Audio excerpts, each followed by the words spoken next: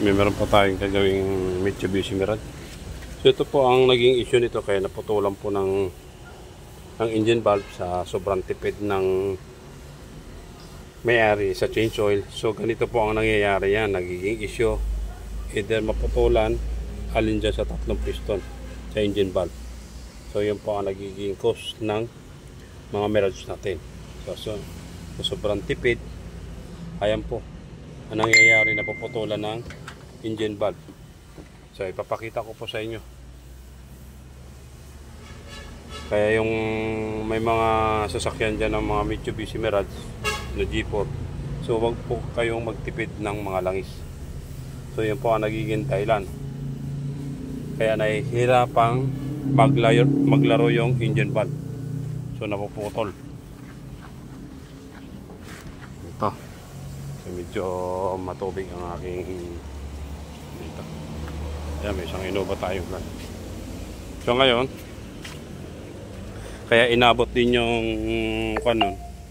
yung piston. So naputol yung engine valve. So magpapalit tayo ng assembly, tatlo.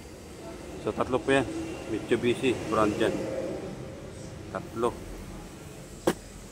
Yun po ang nagiging sanin niyan, ang pagkaputol ng engine valve.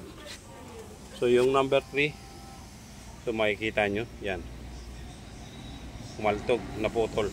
Kahit alin po yung hugutin nyo dito, kahit yung sa intake, pag tinanggal nyo yung lock nyan, expand po yan, sobrang sikip. Sa sobrang tipid ng langis, hindi na nag-change oil, ayan po ang nangyayari, napuputulan. Minsan kasi hindi na nakakabalik yung engine valve dun sa taas, ngayon naaabot ngayon ng piston, kaya napuputol ngayon si engine valve. Yun po ang nagiging cause. Kahit magtanggal po tayo ng isang piraso, kahit ibaong ko yan, so naka-stack po yung kalahati. Yun po ang nagiging cause ng hindi nag-change oil. Kaya kalimitang napuputol sa Mitsubishi Mirage. Ayan po, paalala sa lahat ng ating mga owner, ugaliing mag-change oil po tayo. Huwag magtipid ng langis. So yun po ang nagiging pa natin.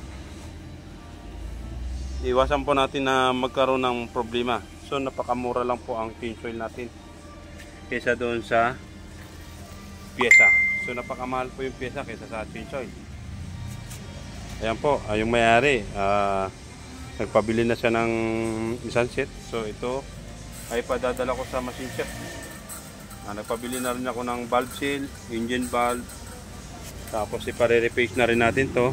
Tapos pa-valve guide na ito. Ayusin niya nila kung anong mga librami. So may meron tayong trusted na machine shop dito, Tagaytay, si Brami. Yan po ang ating magaling na machine shop, si Brami Machine Shop. Sa unahan lang po ng 3C. Okay po. Ito po yung Mitsubishi Mirage. Magpapalit tayo ng isang set na piston.